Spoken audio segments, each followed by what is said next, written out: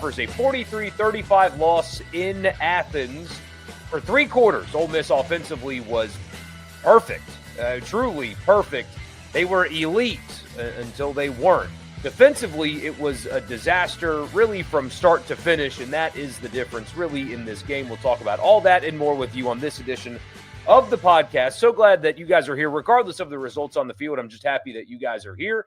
Don't forget to subscribe to this podcast wherever you get them. Just search Rebel Report and subscribe and leave a rating and a review. And also right here on YouTube, like, comment, subscribe, hit the notification bell, all that good stuff so you know when we go live or we post a new video or all of those things.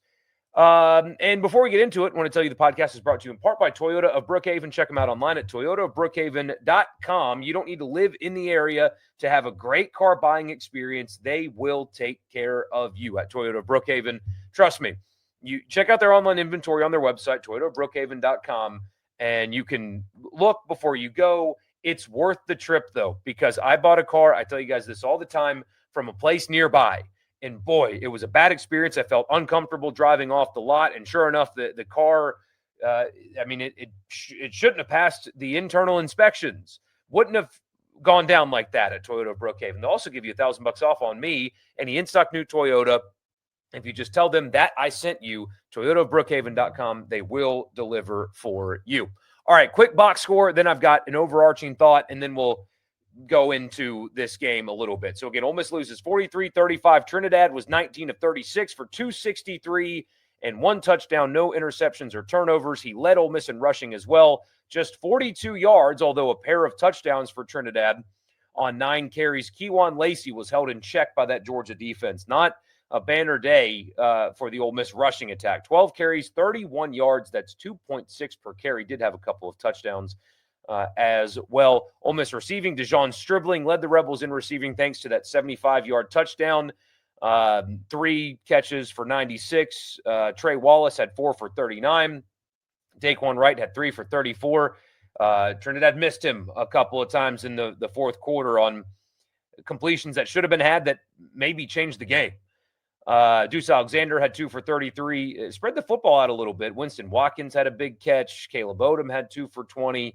What is that? 1, 2, 3, 4, 5, 6, 7, 8 different Ole Miss receivers catching passes. On the flip side, Georgia's offense, either they were awesome or Ole Miss's defense was pathetic. But regardless, the numbers for Georgia's offense are pretty incredible. Gunnar Stockton, 26 of 31 for 290 and 4 touchdowns. Georgia ran for 221 rushing yards on 4.5 per carry. That is what I talked about going into the game with you guys.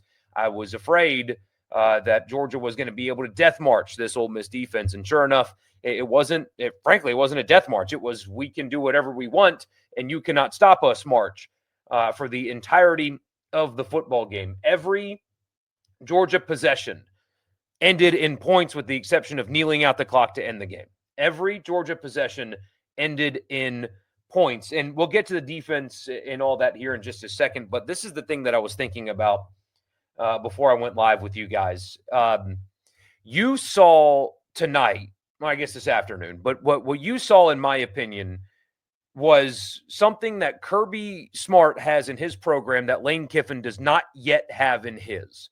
It's the next step for Lane Kiffin in his program and his coaching really is to get or establish what Kirby Smart has. And it's being a killer, right? And I don't like saying things like that because you can't quantify it, right? You can't point to, oh, here's the stat other than the points in the fourth quarter. But what you saw this afternoon was that Lane Kiffin is lacking in his program something that Kirby Smart has in his, and it's a killer instinct late in a football game. Those were 2 evenly matched football teams. Ole Miss lacked talent in certain spots or really more so poor evaluations in some spots. But generally speaking, those are 2 pretty evenly matched football teams. You saw it on the field. It was a 1-touchdown game in Sanford Stadium. 2 evenly matched football teams. What was the difference, though? Why did Georgia win that game? Because when it mattered most, they destroyed Ole Miss in the final 15 minutes. It was almost like they became a different football team. And I don't like saying things like that because you can't quantify it, but you guys saw it as much as I did. Georgia turned into a group of killers, and Ole Miss laid down. And that is the next step. That is the thing that's holding Lane Kiffin back from becoming a championship winning coach and taking his program to a championship level. It's not lack of funds. It's not lack of resources. I know that there are people in my business that will tell you that that's what it is. That is not what it is. They're wrong. Ole Miss had the resources and everything to build a roster that is as competitive as Georgia's. You saw it on the field today. It was not a resource issue. It was not a staff issue. It wasn't a funding issue. That is not why Ole Miss lost today.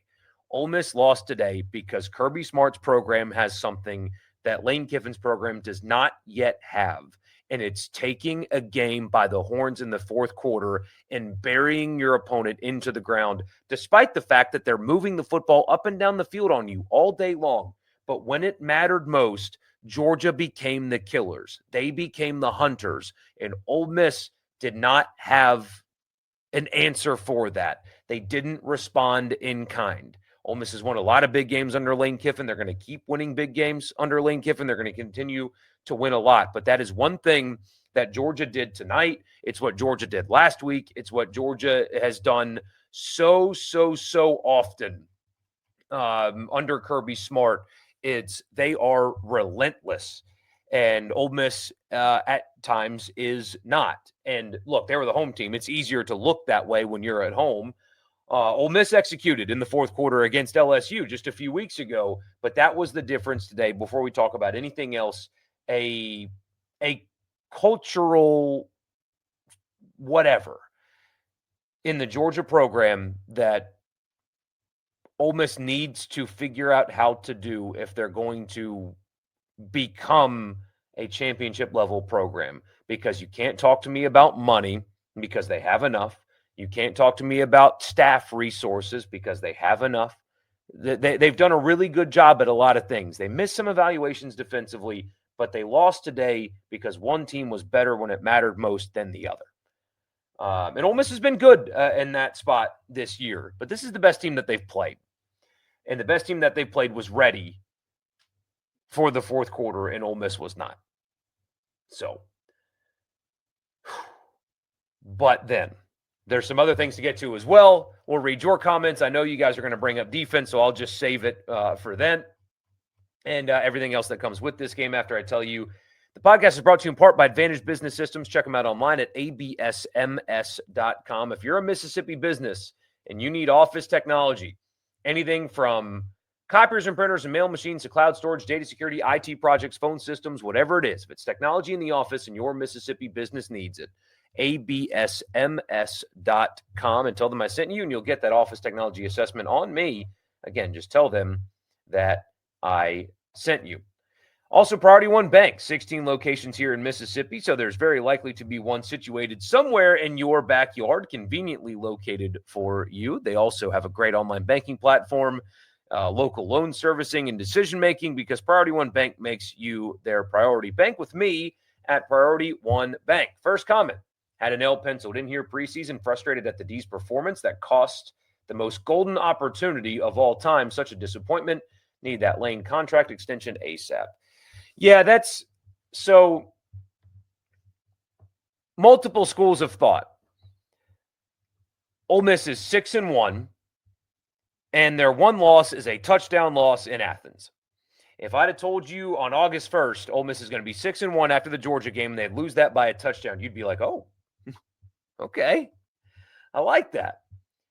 But having watched the game, you saw that, I mean, they wasted a golden opportunity. They really did, and it's all because defensively they could not get a stop in the game. And, this all lies at the feet, shoulders, whatever, of Pete Golding. Now, hear me. I think he's done an excellent job at Ole Miss, and I think that there will be more games to come where defensively they're very, very good. Today they were not. They were pathetic today, and it's okay to say. But when you give up points on every single possession of a football game, the only adjective that describes what it was pathetic. And players have to make plays as well. There were multiple times, so often throughout this game where the defensive call was correct. They just didn't have players to make plays. How many just little, whether it be a screen or just like little dump offs or short routes where Ole Miss has a player in position to make a play and they just don't, right? It's hard to call defense when you're getting pushed off the line the way they did. But it's not just on players. But if you want to do they're just not talented enough on defense. That's all it was. They don't have talent. Well, who acquired that talent? Who made the evaluations? Who brought those guys in? So that's what you get paid $2.5 million a year to wear. I think he's got to wear this. Again, I'm very impressed with Pete Golding. I think he's very good. He's done a very good job at Ole Miss. Today was not a day where you can say that. It was not a very good day. I think this is all on the defensive staff and everybody that evaluated, especially a couple of items in the secondary where they were picked on today. Sage Ryan in particular was picked on today. A couple others as well, but it was all of them. Defensive line got blown off the ball. Linebacker play wasn't particularly good. They weren't physical. They missed tackles. It was a horrible day defensively. And I know the offense really sputtered, was frankly bad in the fourth quarter. Trinidad missed a handful of open throws that really could have changed the game. But when your offense puts up 35 points on the board, when they score 7, 14, and 14 points entering the fourth quarter, you should win the game. One stop, literally just one stop defensively wins this game, and they could not get that. They got absolutely cooked, and the defense needs to wear this. They're not good enough right now. They've clearly missed some evaluations. There's no doubt about that. But I don't understand also. Look, I'm not a defensive coordinator, and a lot of players were in the right position to make plays, and they just couldn't. But there were times, too, where you're only bringing 3 and allowing Gunnar Stockton just to sit there all day long with forever to throw. And of course, he's good enough to beat you doing that. He was under very little pressure all day, and it almost felt like Ole Miss at times allowed that to be the case. I don't know what the answer was, but none of it was good. Either the talent deficiency or play calling, or a combination of both. But it was they were pathetic today, and defensively, Ole Miss has got to wear this. They had a good enough offensive performance to win this football game. They should have won this football game, and they could not, because they couldn't even secure one stop. Couldn't get one stop, and that's a problem. You think Ole Miss will host a playoff game this year? I think they can.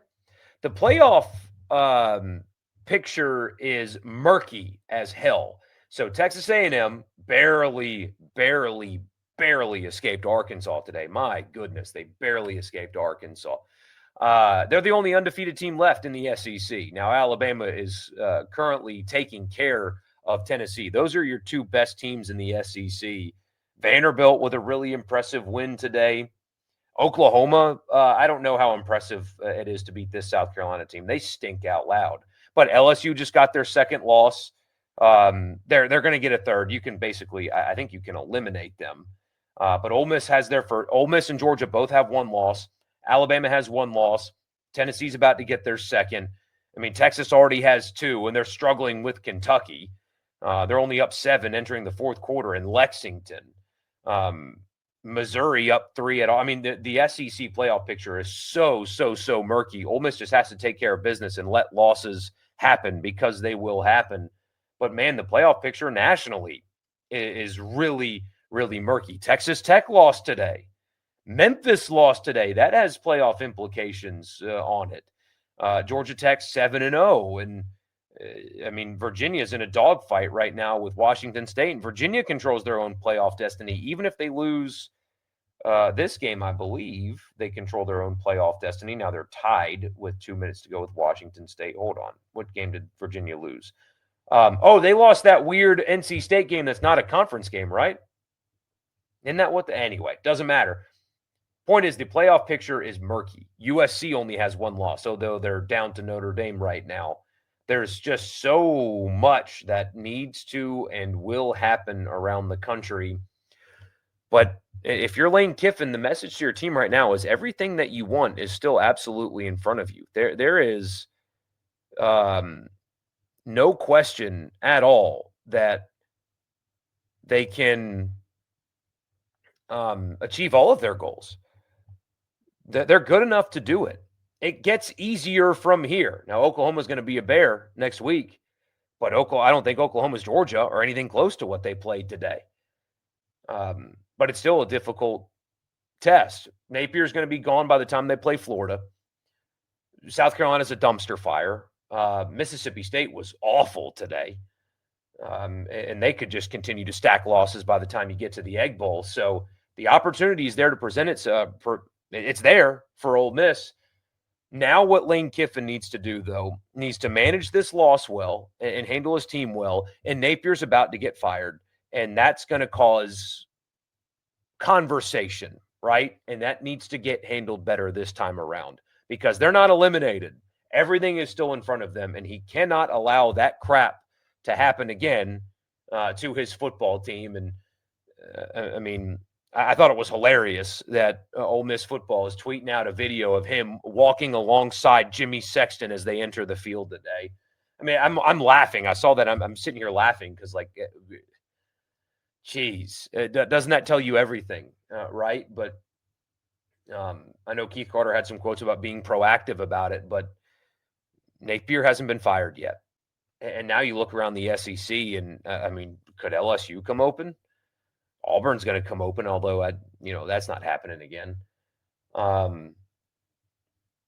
There's just going to be a lot of stuff, right? This is going to be a pretty chaotic offseason. He needs to handle it better, a lot better.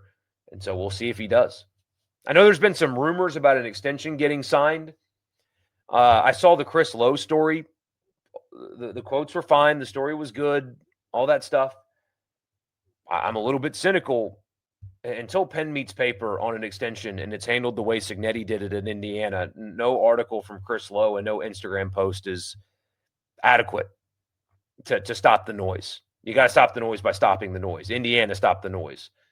So the article was fine, but that wasn't enough. Team is talented. Defense needs to clean it up. Didn't seem like they got too much pressure. No, they did not at all. Trinidad was a bit inaccurate on some of the back shoulder throws. Tough loss given 3 quarters. Yeah. Defense is a talent issue, not Pete, who recruits the talent, though. Could have been worse. I think they'll get Oklahoma. Hey, T, good to see you. Yeah, I kind of think that they will also, but it's hard to say that with how awful they were defensively today. Frustrating to see how physically outmatched they were on defense, just like in 2023. Their offense played great for 3 quarters, forced 1 punt over 4 quarters and win. Hurts. Yes, it does. Also, 1 yard in the 4th quarter besides the last drive just can't happen.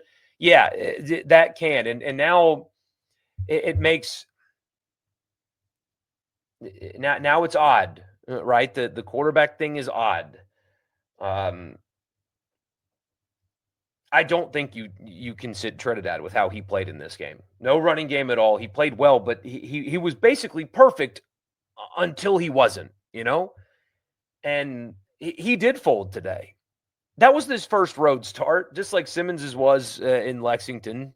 So, I mean, I guess a little grace is needed there, but I don't know if pressing is the right word, but he had chances to complete what should be pretty easy throws, and he rushed them and threw them in the dirt. And if you're going to win games like this, man, you can't do that. But he was perfect until he started doing that. But it's now it's going to start getting a little bit weird, and I understand why, because when it mattered most is when he was at his worst today. They got to go back on the road next week. But he was perfect through 3 quarters, basically. So that's tough. I don't know what to do. I don't envy the decision maker there on that, because Austin Simmons does open the offense up vertically, but I also don't think he can escape the pocket and score the touchdown like Trinidad did. I mean, that's not in his arsenal either.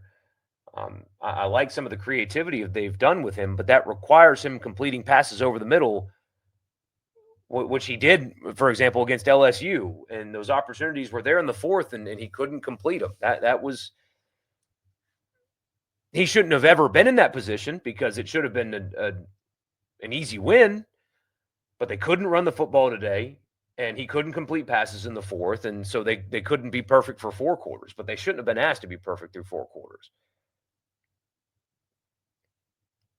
Seems to be a theme of corner and safeties getting confused, leading to wide open receivers.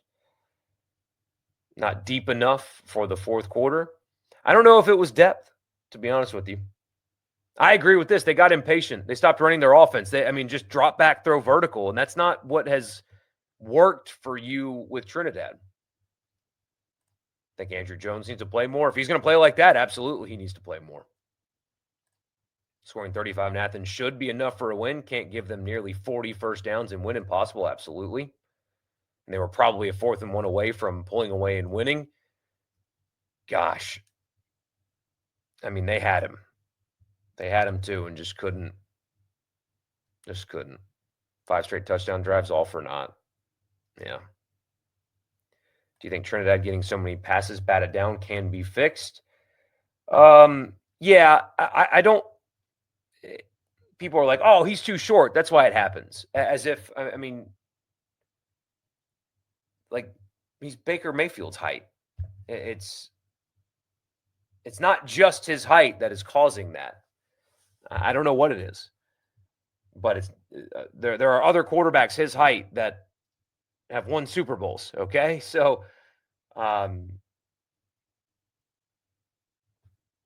I don't know that answer. I just know that just calling him short is not the right answer either, which is not the smartest thing in the world. You should win on the road with that offense. Yes. Trey Wallace had a big drop people aren't talking about in the fourth. Yeah, and there's a hand in between there, but you got to catch that ball.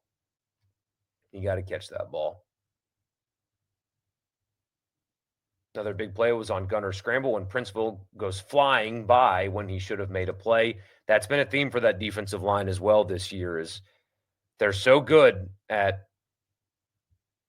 almost sacks. I mean, one of the best teams in the country at almost sacks. It's pretty crazy.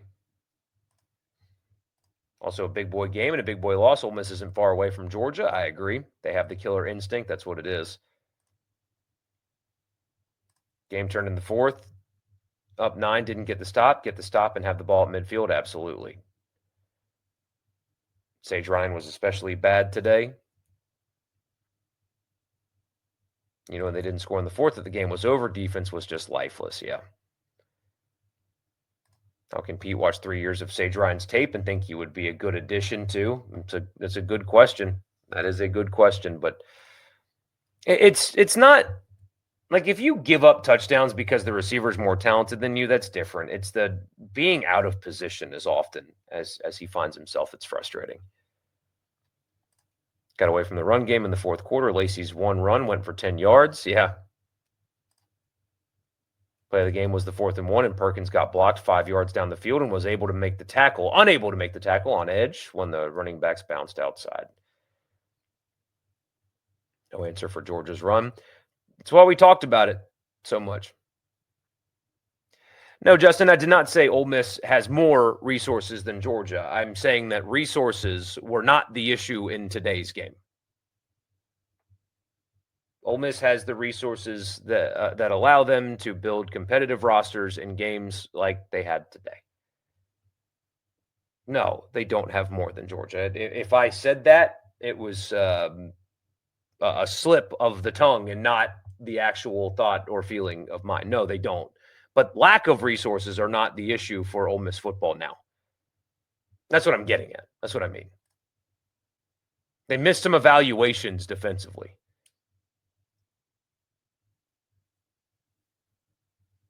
Don't get beat twice. Yeah, you got to get – Trinidad's quotes after the game were encouraging. You've got to get right up off the mat. I mean, you have to just flush this.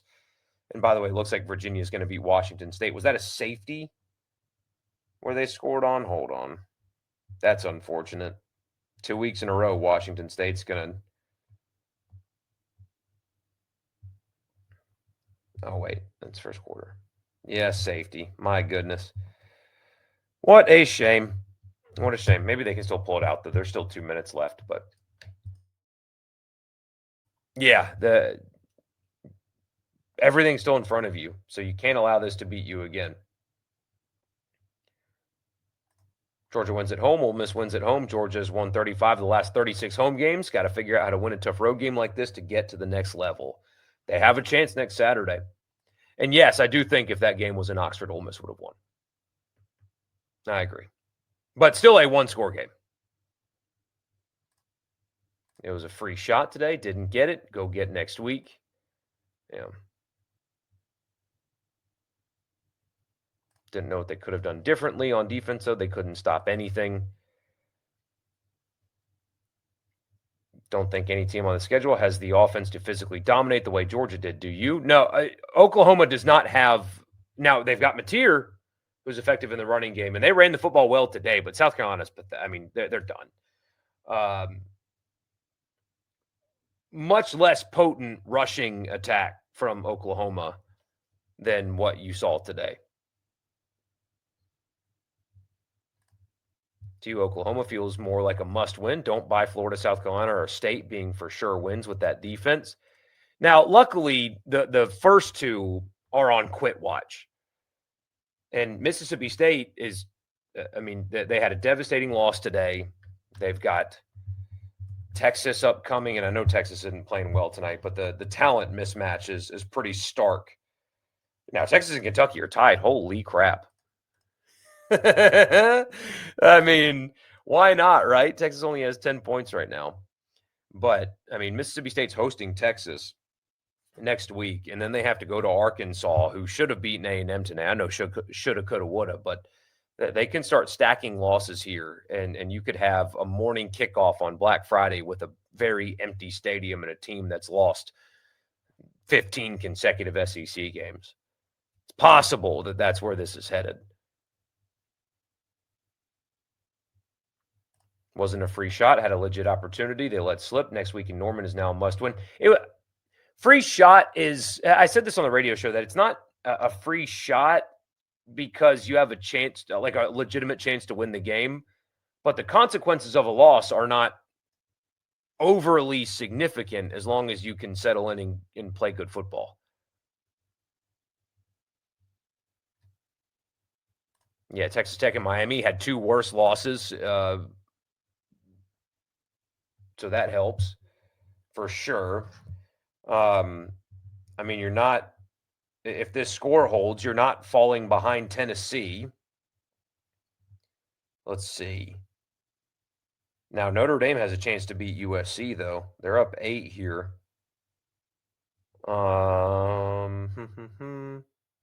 Utah, BYU was close. BYU is undefeated. Georgia Tech's probably, I don't know if probably is the right word, but Georgia Tech can jump Ole Miss. LSU lost behind Ole Miss, so they're not going to fall behind them. I would assume Georgia's going to be in front of Ole Miss. So, yeah, somewhere around 8 or 9.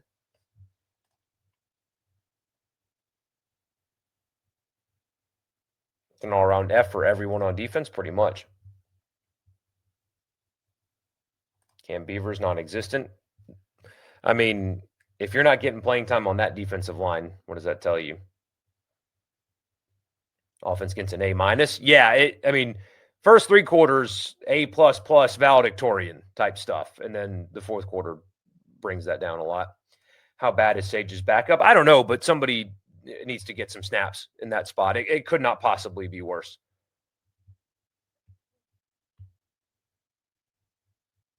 This team needs to win 10 games minimum and make the playoff. It would be a total failure if anything less. Look at the rest of the schedule, especially because of the rest of the schedule. I mean, you all you had to do is go 3-2 in the SEC in your final 5. And 3 of those games are Florida, South Carolina, and Mississippi State. You have to. Play of the game was 4th and 1, and we're light up front. Stuff it, and Perkins at DN was blocked. Yeah, sorry, I read that earlier. This is not a playoff team. They certainly can be. They can be.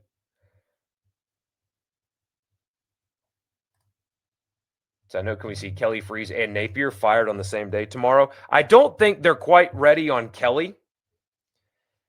Don't count out Shane Beamer. Again, not tomorrow, but don't count that out either.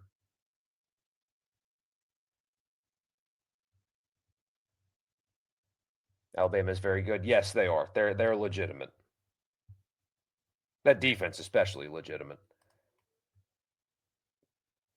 Kelly's owed about $60 million if they fire him. Another children's hospital is about to get robbed. Yeah. Need USC to beat Notre Dame? Yes. They need to come back and win that one. Just get Notre Dame out. Just get them out of the playoff picture.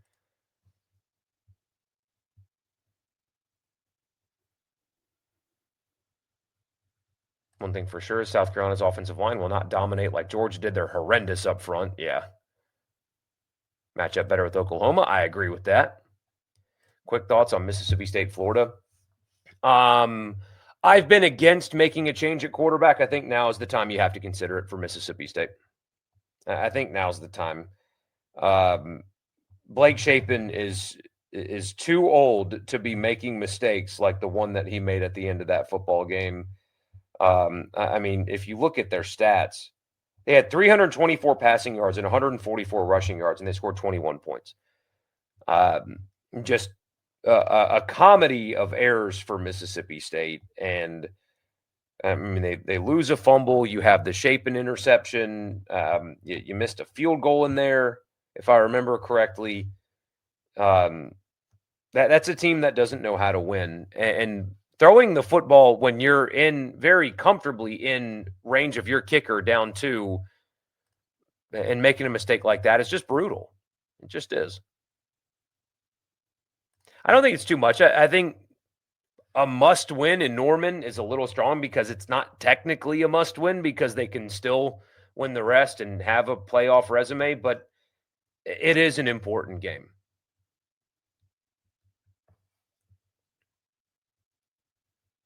Lane's new deal is probably close to 11 million, right? I think if he'd have won today, it'd be up in the 12 number.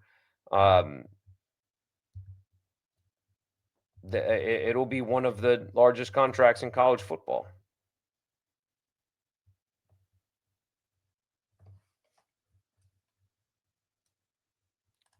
Got to give credit to Kirby Smart. That man is simply elite. Yes, he is.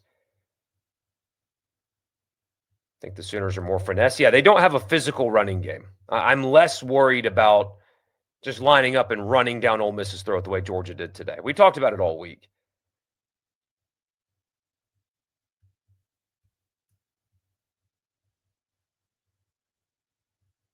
Trinidad is a baller. For 3 quarters, he was a baller. For 3 quarters. He folded. That was the first time he's ever played in an environment like that. I think it kind of got to him, and you could tell that. But yeah. Did miss some throws in the first half, but not consistently the way he did in the fourth.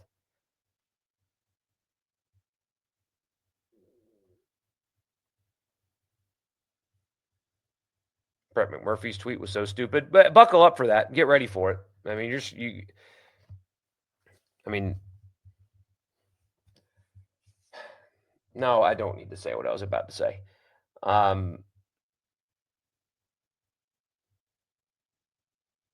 That's just not how, like, because he's a reporter, right? Reporters need to have different personas than like an Ari Wasserman, right? Same company they work for, but Ari's an opinion guy. Now, he writes too and stuff, but he's an opinion guy. And I like him. I know he's kind of anti-SEC, but I like him a lot.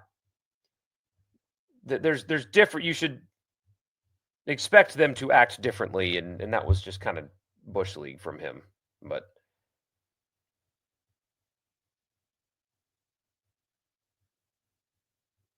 how about Herb Street laughing in the fourth quarter and Ole Miss did not convert? Yeah.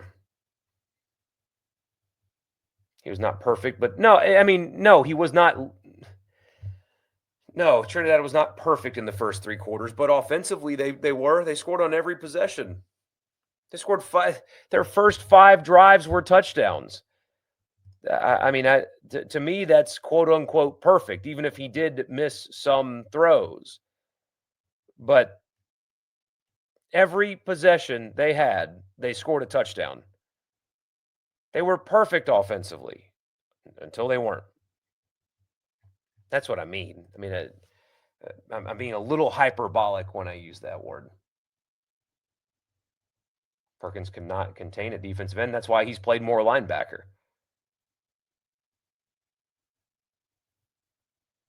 Defense got one key stop on the two-pointer, and that was it for the game. Yeah, that was a big one at the time. Does it suck they didn't capitalize on opportunities? Yeah, but it was a free shot.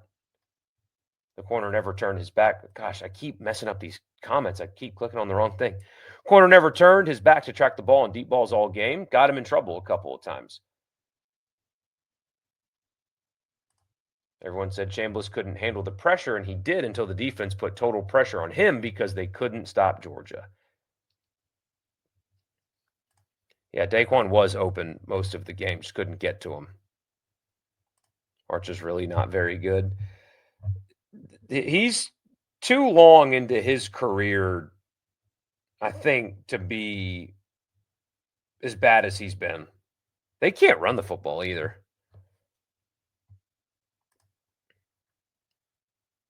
Pete figured Ryan's SEC experience would help, guarantee it. They were put in the right spots defensively. The players didn't make the plays. A few drops, some bad throws, and the D has to tackle. The coaching matchup between Kiffin and Smart was really good. Yes, it was. Very, very good. Oklahoma's a must-win. Don't think they'll fall to the top 10. I don't think so either. They shouldn't. Shouldn't fall below Georgia Tech. They only play one ranked team all year. Weak. Ole Miss is about to be in a situation where they've lost to the only ranked team they've played. Getting close to that anyway. Don't think Georgia's losing again. Let's see. Georgia football schedule. Florida at Mississippi State, Texas. Oh, no, they're not losing again. That one-handed catch by Deuce was so sweet. Yeah, that was special. Don't think Ole Miss releases that video with Sexton unless they were positive about a new deal getting done soon. Just my insight. And I mean, if anybody would know the process of how things on social media get posted, it would be you. So I appreciate your insight.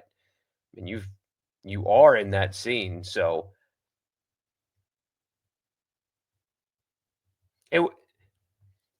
my thought was, I mean, I laughed because of course Jimmy's there when Florida's about to come open and all this stuff is happening. But my thought was, okay, either A, what you're saying, that they're being cheeky, or B, the person that posted that has no idea who Jimmy Sexton is, and they need to get educated on who that person is. So, does Lane put the coaching concerns to bed with an extension here in the next few days? I know that's been rumored. A lot of people have talked about that. I don't know. And I don't want to tell you that I think it is because I don't know. I've asked people, and I don't know. I know that rumor's out there. I think that would greatly benefit Ole Miss if he were to do that. Now, we have not seen him do that before. But look, man, I mean, people used to think that, Kiffin will never win because he's at Ole Miss. That's what I was kind of alluding to earlier is last year's team didn't make the playoff because of coaching. That they had the roster to do it, and they came up short. They had everything they needed to win, and they came up short. They currently have everything they need to make the playoff. It's up to them to get there. You can't point down at the program anymore and say, you can't get it done there. They don't have enough for you, because that's not true. They do have enough now. To be Ohio State? No. To be Georgia? No. But to be a playoff team? Yes. They do have that. So if he's truly actually committed to the place, I know how this world works, okay? I talk about it for my job, but I don't like hearing coaches complain about the noise when you are the ones that thrive in it, right? You financially gain from it. You instruct your agents to put your name into every job and all that stuff. If you employ Jimmy Sexton, you cannot complain about the noise around other jobs. You can't do it because he's a master at it. If you wanted to put it to bed, you could put it to bed. We'll see when Florida comes open, and it will soon, if they're willing to actually put it to bed or if they're going to drag it out forever. We'll see. Hopefully, Chambliss learns from today and takes a step forward. Hopefully, the whole team does. They've got to. They've got to. How about Tony Vitello getting the Giants job? Tennessee fans in shambles. Oh, my gosh. I laughed so freaking hard when I saw that. I laughed so hard. Oh, man. The inventors of college baseball losing their coach. Curious to know what his fit would be there. Lane must not let this develop into another Auburn. He cannot, because this team can make it.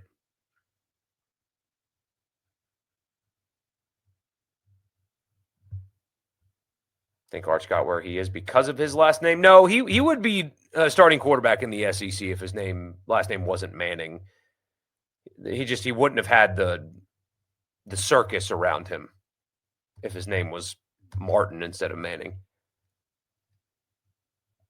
Don't think he gets an extension until after the Egg Bowl, right? He should get it done sooner. If I were Ole Miss, I want it done before the season's over. I want the Indiana thing. I mean, even if they miss the playoffs, I just get it done. If you have to overpay, you have to overpay. But look at the position that you keep finding yourselves in. And frankly, I think your fan base deserves this. Forgive my language, earmuffs, everybody. All right, you've been plenty warned. I think the fan base has earned for this shit to stop. I think you guys have earned that. I think you've stepped up in every single way possible. Yeah, I know he was whining and complaining about the student section, but whatever. You guys are buying up all the tickets. You're donating to the collective. You're having your tailgates increased by so much money, and you're paying it anyway and going. You're supporting in every way. The administration has stepped up in every way. It's time to, in my opinion, to handle this like adults, the way that Indiana did and Kirk Cignetti did, and get it done fast. You've already been through this before. It didn't go well. It's if you're actually about, and here's the end of it. If you're about what you've been saying you're about, how you've changed, and it's all about family now and all that stuff, here's your opportunity to actually be about it instead of just talking about it. Over under 10.5 wins, and if it's 10-2, who's the loss? See, I want to say Oklahoma, and they'll win the rest, but I don't like what things could happen to them mentally if they do lose to Oklahoma. Watching Auburn, Missouri, if Ole Miss and Auburn traded defenses, Rebs would go undefeated. They'd be the national champion with Auburn's defense. Do I think Simmons will start against Oklahoma? I'd rather go down with a gunslinger. I don't know. I don't know the answer. I don't.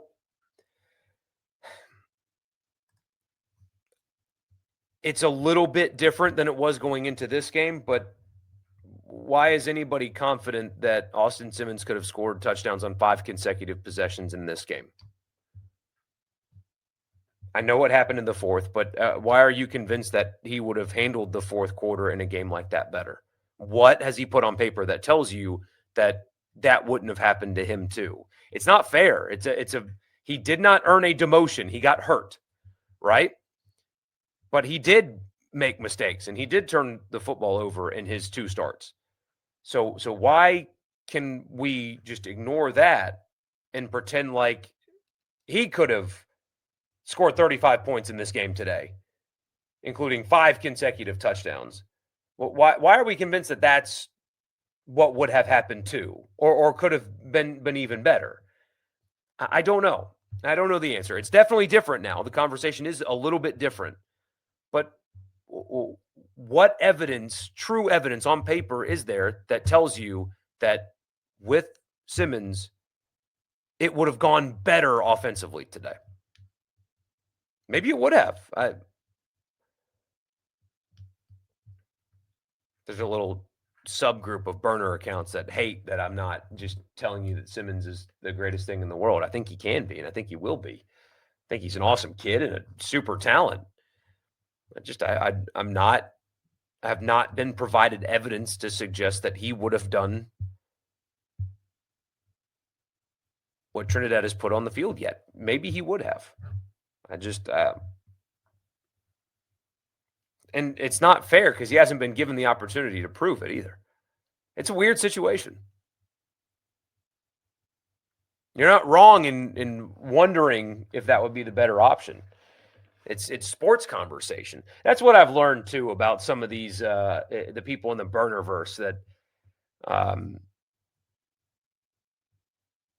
like sports conversation. I don't know what they think that it should be, but you don't agree with how I feel about it. Therefore, like I'm personally like offended by it. It's very odd. The whole point of platforms like this one is to just kind of debate back and forth with each other on it. I don't understand why it's evolved into, and again, it's only like a small portion of people that just like cannot handle an opinion that's not theirs for whatever reason, and they get emotional about it. It's weird. Oklahoma's defense is pretty good up front. They are. They are. I think this year has a lot of 2022 resemblance, only if their coach lets it be. Especially if they beat Oklahoma, get the deal done. I would even want to try to get it done this week. Just be done with it.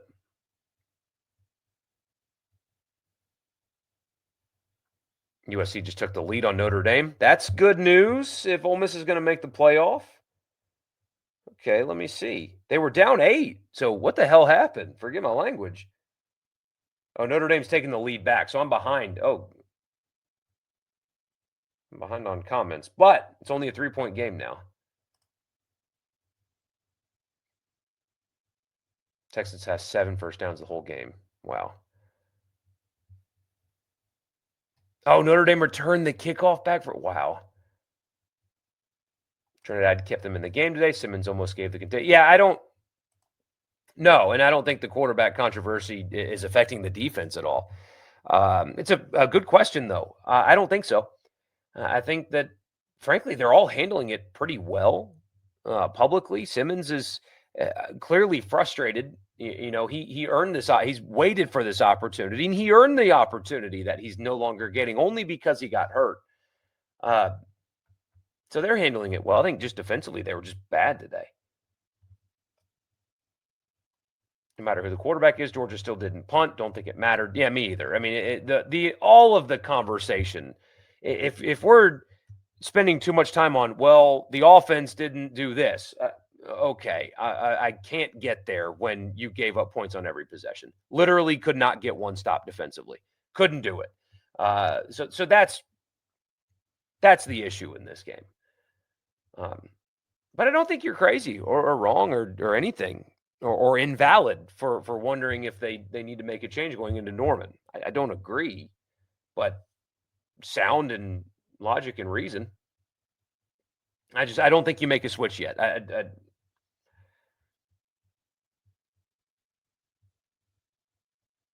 It's not that time yet. A bad game in Norman, maybe. It's not that time yet, though. Guys, it was it was a touchdown game in Athens where they scored 35 points. What are we talking about here? Pull the quarterback? That's not the conversation that needs to be had after that game, I don't think. But he does have to be better in crunch time. I mean, there were plays to be made, and he didn't make them. But that is secondary to what happened defensively. All right, fellas. We'll be back tomorrow, though. We'll be back tomorrow night, 9 o'clock. I'll see you then. We'll just kind of recap the weekend and stuff like that. You guys enjoy the rest of your football, and I'll see you then.